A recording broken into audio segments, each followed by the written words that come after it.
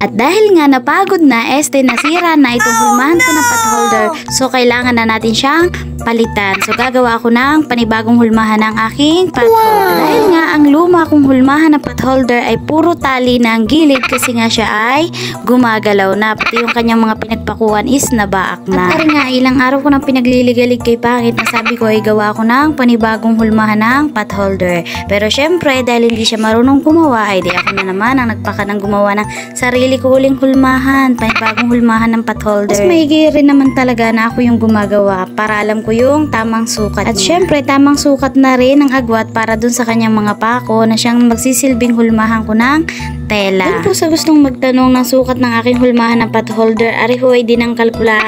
100 kalat kalahati ko lang ho arig. Yung lapad at saka yung haba ay iisang sukat ho. Ang pako nga palang ginamit ko dyan ay yung pinakamaliit na finishing nail or yung pako na walang ulo. Walang ulo nga pala yung ginagamit ko para pag nasinungkit ko yung tela ay hindi siya sumasabit. Madali siyang maalis. Ingat-ingat lang din ho sa pagpupukpok at baka ang inyong kamay abay mapukpok na rin. O siya, paano ay di hanggang din na lang ho uli ang aking video na rin. Maraming salamat po. Bye!